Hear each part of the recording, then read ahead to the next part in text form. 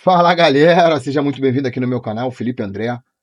Cara, hoje eu vou trazer um debate aí, tá aí na tela, né? Vocês estão vendo o início da Golden Dawn. Quem é a Golden Dawn?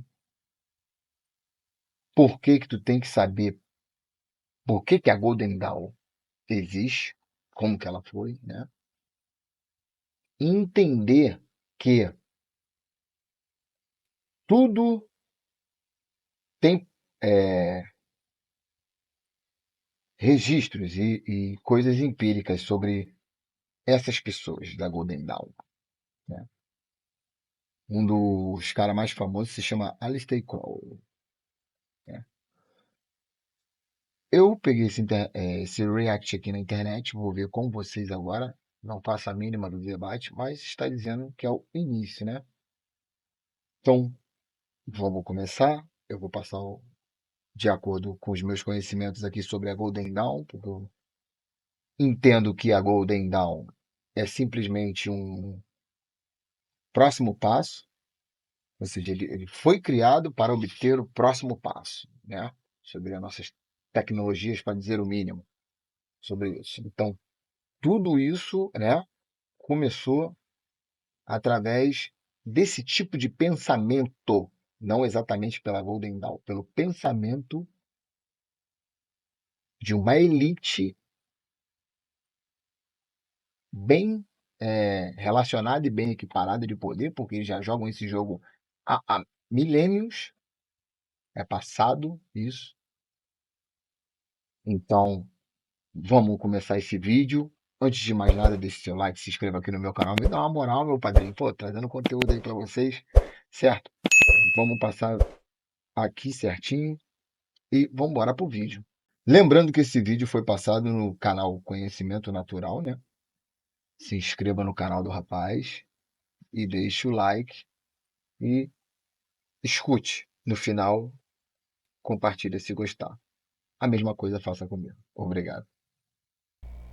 Sabe, Alexandre, a primeira vez que eu ouvi a Golden Dawn, assim, esse nome como um todo, eu nem não tinha a menor ideia do que era, de uma banda chamada Ed Guy, uma banda de power metal. Eu gosto muito de power metal e num dos álbuns, acho que o terceiro álbum deles, tinha esse nome. O Tobias Summit, que é o vocalista, idealizador da banda e tal, ele é bem dos balacobaco e tal. E beleza, achava que era só, sei lá, uma Aurora Dourada. Eu nunca fui pegar a letra para saber qual é que é, mas eu gostava muito da música como um todo. E aí passa o tempo, me deparo com esse nome. Então, Alexandre, Raul Seixas, meu parceiro, conhecia bem a Golden Dawn, tá ligado? Viva, viva, viva a nossa sociedade alternativa. É uma música. Ele, Raul Seixas conhecia muito bem Golden Dawn. o que é a Golden Dawn? Boa. Bom, Sacanagem. O que é a Golden Dawn? É melhor explicar do que falar exatamente o que é. Que se falar o que é, o YouTube cai. Na hora a live vai de ralo. Então ele vai tentar explicar. eu obviamente, né, essa explicação que a gente faz a palestra de apresentação da ordem, a gente fica umas 2 horas falando disso.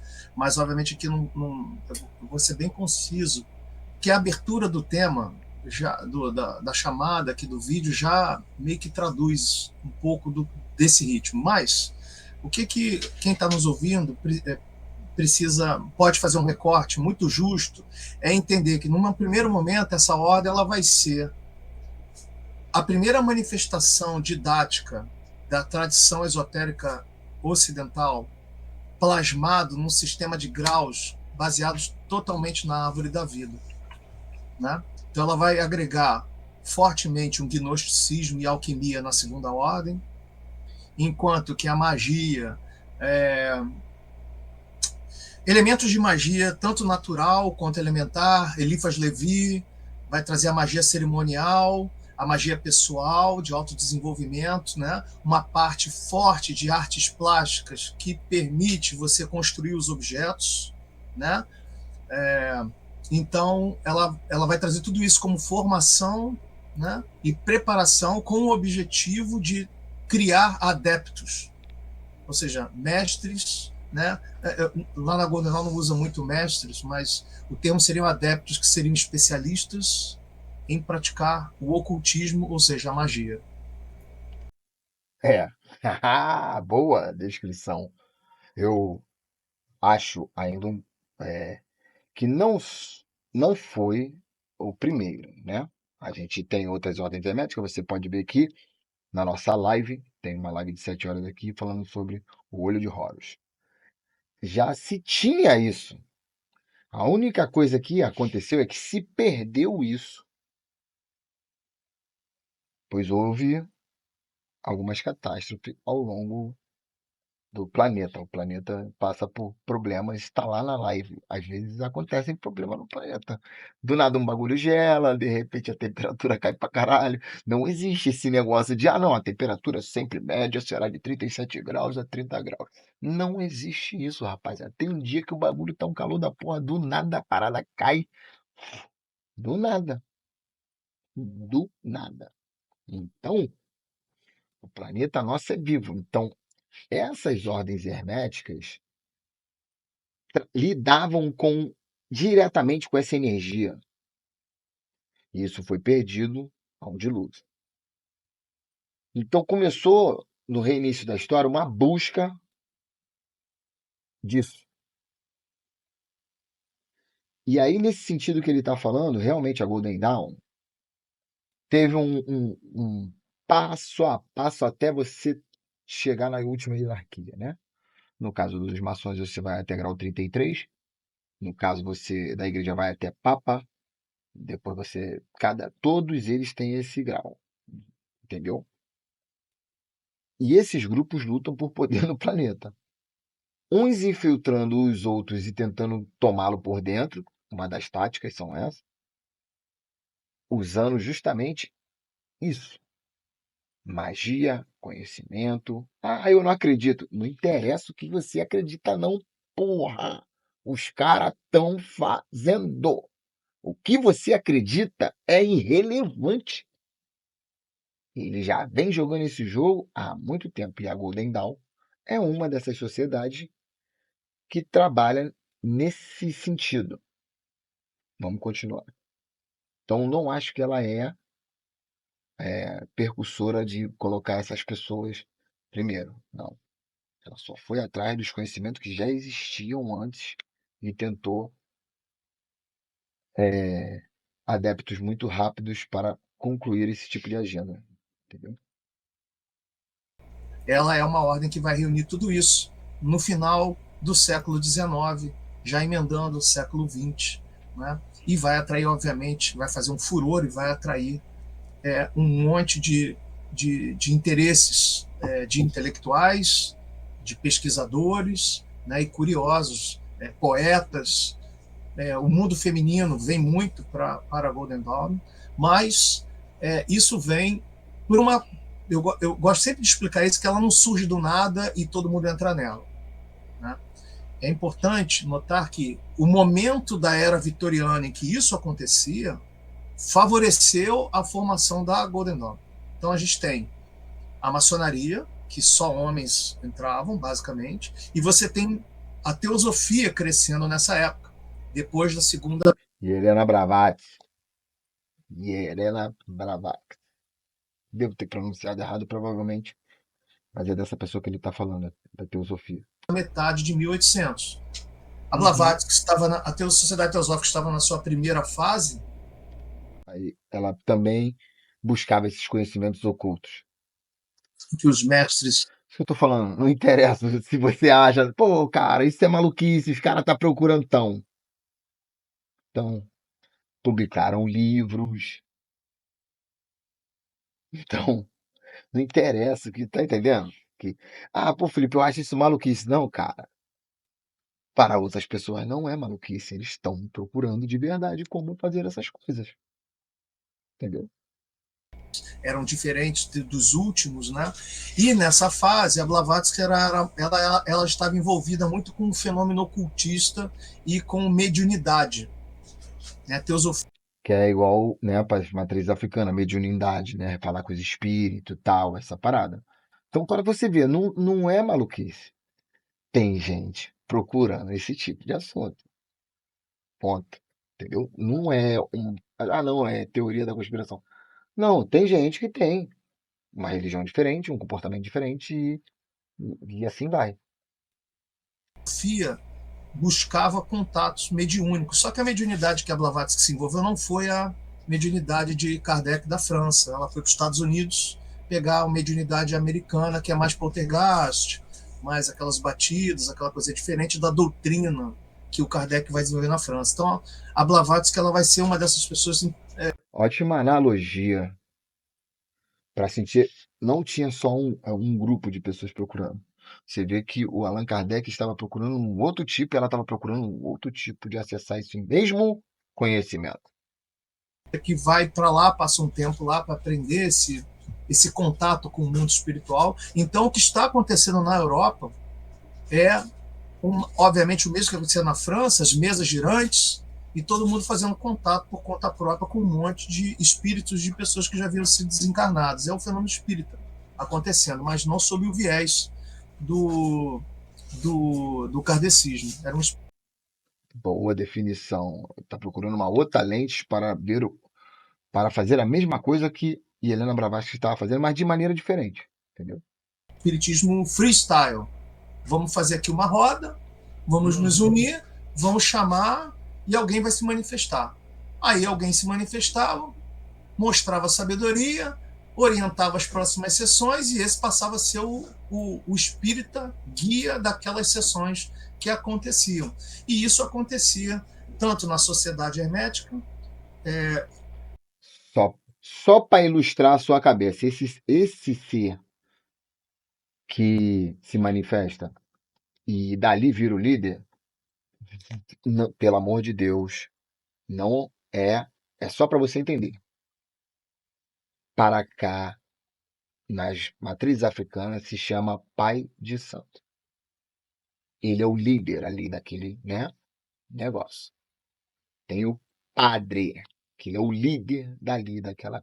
Tá entendendo? Não é atacando, é mostrando padrões de organização nesse sentido religioso. Quanto na teosofia, que a presidente era Anna Kingsford nessa época. Mathers, MacGregor Mathers pertencia a esse grupo. Teosofista também, maçom, o William Wynne Westcott e o Woodford, que depois vão ser os fundadores da Golden Dawn. Então, Um era, percebeu, um era Rosa Cruz, o outro era maçom e o outro era. Um era Macruz, um era Rosa Cruz, o outro era maçom.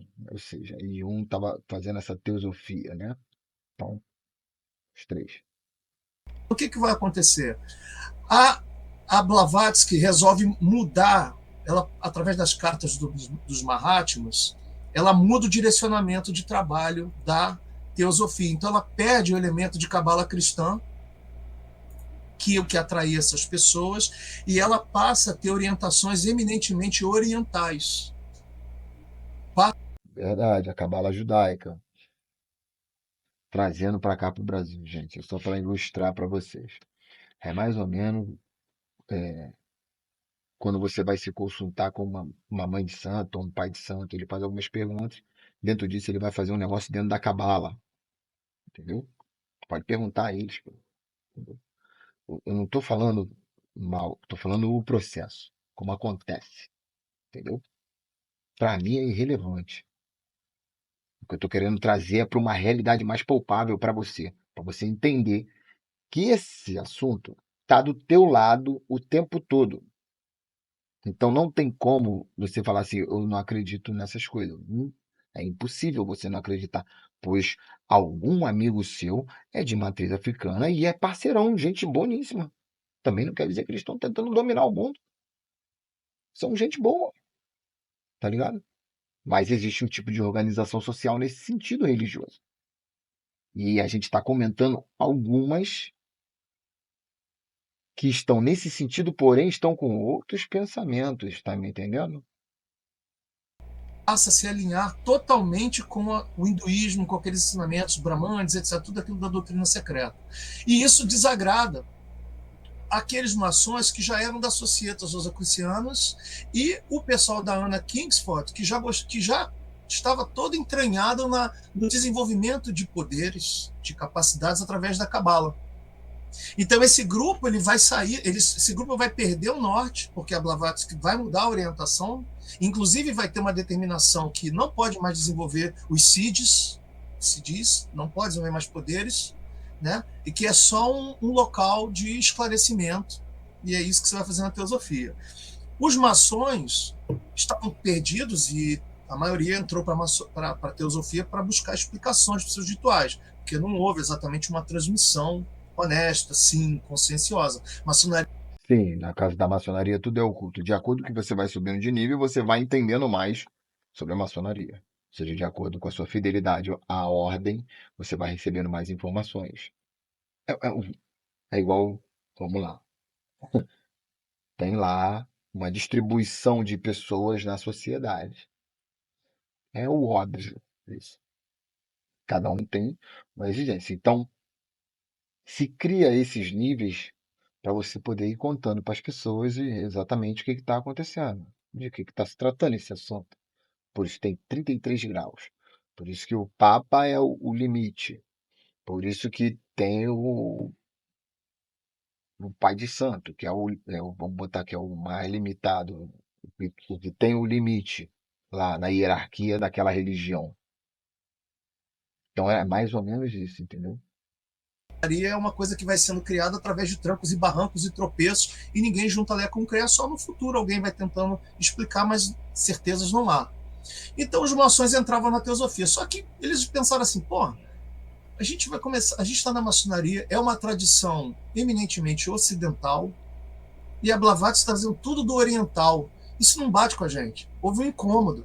A teosofia agora é uma coisa eminentemente oriental, e nós temos uma tradição iniciática no Ocidente. E aí é que vai dar força àquela busca dos Rosacruzes a fortalecer uma busca eminentemente europeia ali, vindo pela Alemanha, né, que vai estar fortalecida através das Societas Rosicrucianas, que vai ser um meio de influência e busca das origens Rosacruzes.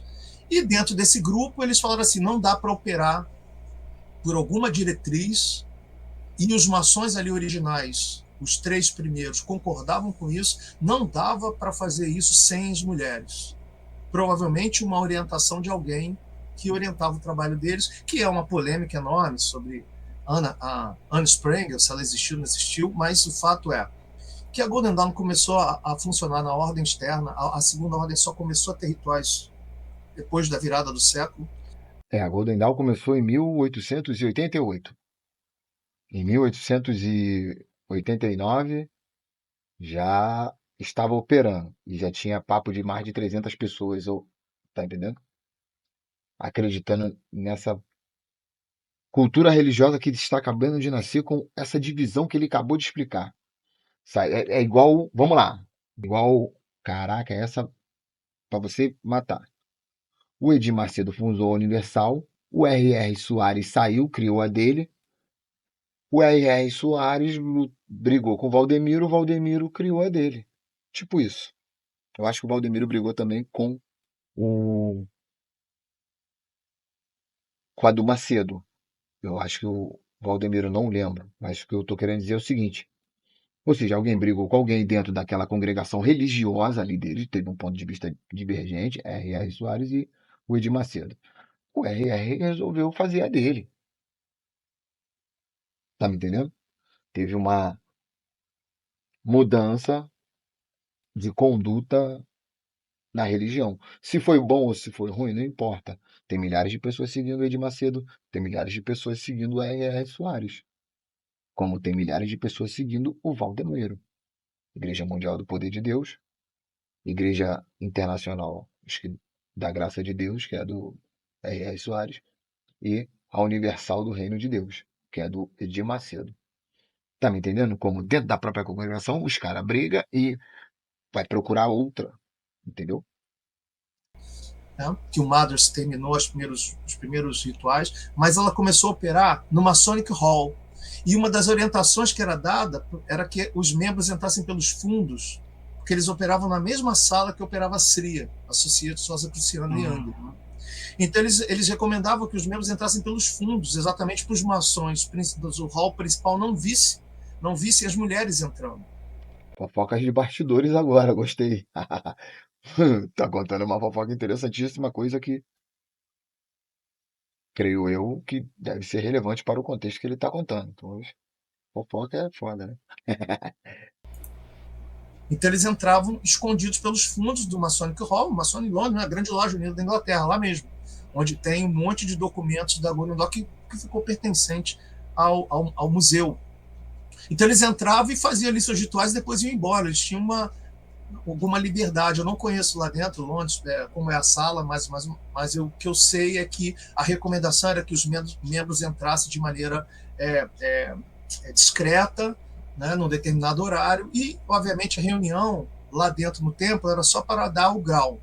E todos os outros encontros para instrução aconteciam fora dali, e os adeptos possuíam uma maleta com os manuscritos copiados, e eles recebiam autorização do cancelário para emprestar para um determinado frater Soro que havia sido iniciado para eles copiarem.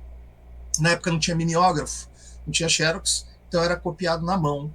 Então aquele manuscrito era passado de mão em mão e por isso ganhou o nome de Flying Rolls. Ótima explicação.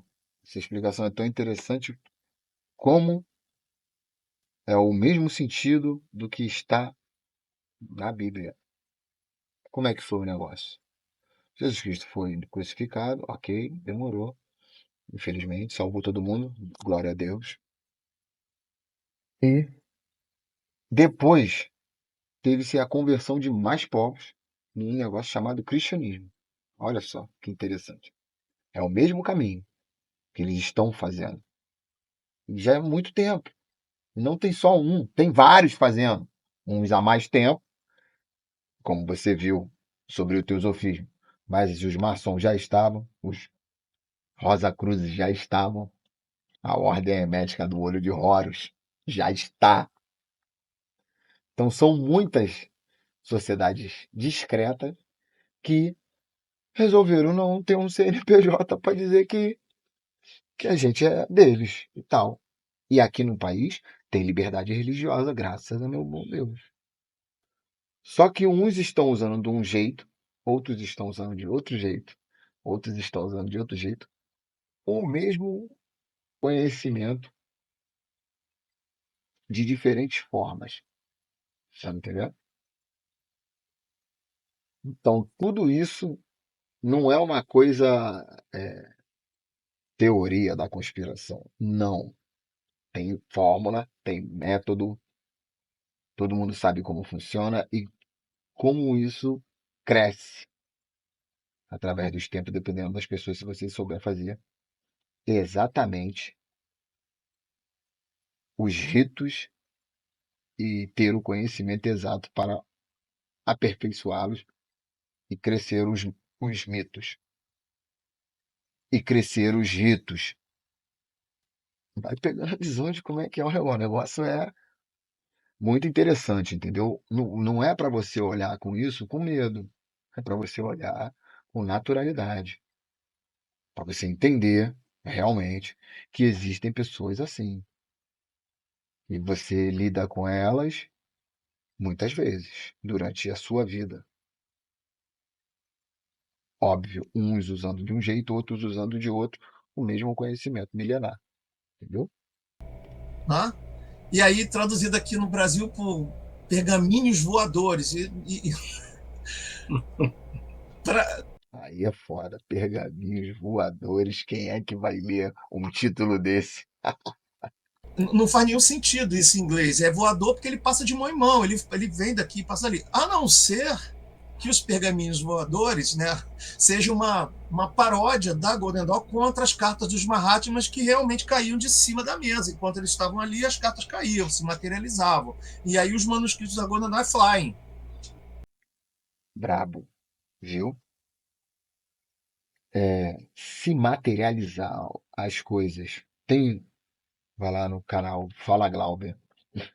Tem uma entrevista com o tal de Rafael Hungria. Ele faz parte de um projeto chamado Dáquila. Lá ele filmou, tem o vídeo, uma desmaterialização e uma materialização. Tem lá, da live lá do Fala Globo. Você vai ver que as coisas aconteciam e acontecem até hoje.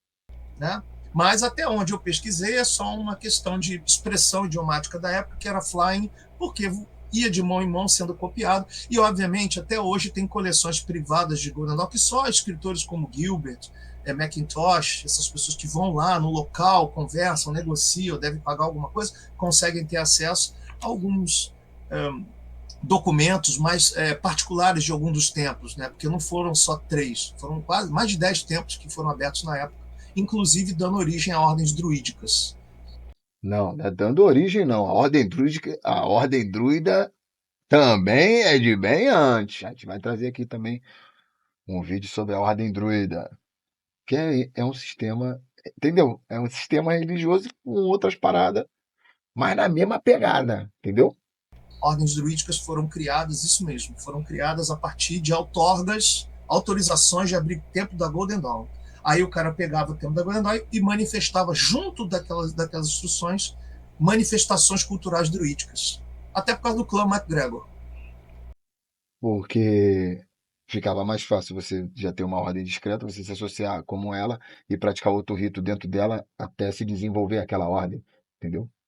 Acho que isso aí já dá um pouco de tempero aí, uma versão da ordem que não é comumente falada. Até E a ela, influência da Blavatsky. Ele falou a verdade, ele falou Conor McGregor, entendeu? Todos eles têm os seus representantes, entendeu? E eles, por isso que o simbolismo das coisas, lembra? O cara bota assim, aí todo mundo faz aquele, qual é o nome? Acho que era assim, ó, 3 dedos para baixo, o bagulho, geral fazia, sei lá como é que era assim, então, tampava aqui, tampava o bagulho, que faz o 6, 6, 6, 3 vezes o 6, tá ligado? Acho que era melhor com essa, né? 6, tá? Esse é o 2, o 6. É isso mesmo aqui, ó. 6. Entendeu? O número 6, que era representado. Me enrolei todo, mas tá tranquilo, entendeu? O importante é que a mensagem chegue. Então, o simbolismo dessas coisas é muito interessante, entendeu? Você entender que os símbolos trazem os associados dessas ordens que a gente sabe que é discreta. Que, né? Até a influência. É. E ela Muito- começa em Londres. Primeira loja em Londres. Primeira loja em Londres. Depois, as outras também vão acontecer em Londres, mas em quarters diferentes, em bairros diferentes. Uhum. Elas vão operar em casas. Geralmente essas pessoas, a ordem não tinha registro CNPJ, como aqui, como no Brasil a gente faz tudo, como hoje em dia se faz registro por causa de roubo de patente, e ela vai sofrer com isso, mas no futuro, com o Crowley. Né? Mas não tinha essa preocupação, porque a ordem era uma ordem secreta, então tudo estava ali pelos líderes. Então a coisa era meio que dada em camadas, em pedaços, para as pessoas irem estudando, tinha uma avaliação muito próxima. E aí você tinha um adepto que estava cuidando de você, e aí ele reunia na casa dele, e geralmente ele tinha um templo, uma casa, e eram pessoas ricas. E geralmente, quando iniciava, né, a pessoa já dava uma doação para a ordem que durava assim, por 3 anos. Uma coisa assim, eu lendo os relatórios anuais, equinociais do Cancelários, que era tesoureiro e secretário, relatava assim às vezes: nós temos verba, a ordem está financeiramente saudável por 3 anos. É um dos últimos relatórios feitos pelo Finem Respice. Por quê? Porque todos que a ordem faz crescer, eles são gratos e dá um pedaço desse dinheiro. Entendeu? Ele pega e dá. É a mesma coisa que você, vulgarmente falando, vou falar muito só para trazer uma ideia de coisa que a gente entende. Esse ensinamento que vai ser passado, ele é cobrado? Não. Quando você chega para ser iniciado, eles veem qual é a sua condição realmente e entendem isso e te trazem para a ordem. Falam, a gente quer te apresentar um negócio, chega aqui, que eu acho que com esse negócio aqui tu vai mandar bem. Chega aqui, a gente conhece uma galera aqui, se tu participar desse nosso clube aqui, a gente vai fazer você, né, crescer, mas tem um custo, entendeu? Tem um preço a se pagar por esse network que está acontecendo aqui. E aqui é todo mundo fiel, literalmente, uns aos outros. Porque tá todo mundo ciente que tem um podre de todo mundo enrolado nesse meio desse rolo todo. Que ninguém vai passar impune nessa vida, pois a gente tem o livre-arbítrio e a gente vai errar. Entendeu? A gente vai errar. Pode ter certeza, amiguinho, que você tá vendo esse vídeo. Se você tá vendo esse vídeo até agora, meu camarada, já estamos aí com 32 minutos de vídeo. Se você não errar nessa vida, você não é um ser humano comum. Você vai errar. Pode crer. Entendeu? Mas tem erros que são fora da curva e tem erros que não. Os fora da curva é usado contra você. Você pode fazer 1000 vezes 100% bem. Uma que você faz mal, vão apontar o dedo para você. Então o ser humano tem muito medo disso. E isso é usado dentro desses grupos fechados para ter fidelidade do iniciado. Então ele está relatando ali que a ordem tem. E agora, mas tudo era vendido também. Assim, precisava um lamen, comprar para botar um badge, botar na capa ou isso era vendido. Precisava de um pergaminho lá, um documento qualquer para ter acesso, botava um dinheirinho. Então a coisa acontecia assim, as finanças da ordem eram um pouco diferentes, né? E algumas pessoas viviam apenas porque os iniciados gostavam deles, como Mathers, que nunca teve um emprego formal, mas ele e Moina Mathers sobreviviam porque os seus correligionários doavam, depositavam dinheiro, davam uma mesada para amigos, tinham fortunas, e basicamente alguns deles sobreviviam dessa forma. E aí era fundado, dava uma carta, esse adepto fundava na casa dele, reunia um grupo ali e começava uma tradição dali. É os 10% do dízimo, né, meu camarada? Em bom português, que ele acabou de relatar. É o dízimo. As pessoas que entram vão pagando ali todo mês um negócio para o negócio continuar existindo, entendeu? Ele se fortalecia um pouquinho, ele criava um templo, criava um local para poder fazer formalmente a iniciação, mas basicamente só 2 templos, acho que o de Paris, que durou um pouco tempo, e o templo ali, o Isis Urânia, que era basicamente o primeiro templo mãe, o Isis Urânia, né, o Haator, né, que tiveram templo. Os outros todos foram na casa, alguma mansão de alguém que tinha um quartinho que montava o sistema de ordem para trabalhar os graus. Sabe, Alexandre? Brabo, brabo, brabo, brabo. Foi sucinto na resposta.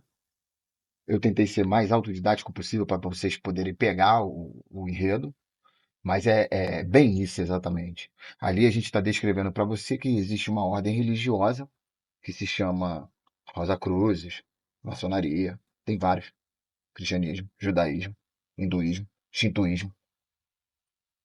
Não importa. O que importa é que eles têm crenças e valores. E eles usam isso de maneira diferente. Então você tem que entender o que cada grupo está fazendo, para você entender para onde que o rumo da coisa está indo. É isso. Eu vou começar a trazer mais esses assuntos. Espero que você tenha gostado. Deixe seu like, se inscreva no meu canal. Estou tentando trazer conteúdo direto aí. Vou fazer o meu melhor. Vou tentar gravar bastante vídeo, bastante conteúdo, para a gente ter uma base de fundamento de inteligência para você poder estar entendendo aqui o meu canal. Do que se trata o meu canal. Lógico que a gente vai ter muito bom humor, vai falar, pô, relaxa, esses papos não tem que ser deprê. Esse papo tem que ser legal. Para você entender o que está se passando, quais são, ó, você consegue entender quais são as novas tendências. Entendendo o fundamento, você sabe para onde vai arrumar a coisa, entendeu? Você pode ter a analogia dos Estados Unidos como simbolismo, entendeu? É uma junção de forças. Um não está mais se unindo com o outro. Era uma junção, agora não. Isso reflete muito ao pensamento que a gente tem ocidental e o que eles têm ocidental. Né? Nosso pensamento aqui do Ocidente e eles lá do Oriente. Então, tipo, pô, saber essas coisas é interessante você entender as culturas, como esses povos pensam. Não estamos vivendo na Terra sozinho. Existem bilhões de pessoas. E cada um está fazendo alguma coisa. Se você entender rápido o que algumas estão fazendo, rápido você entende para onde que está tudo rumando. Esse é o vídeo de hoje. Um forte abraço. Deixe seu like, compartilhe.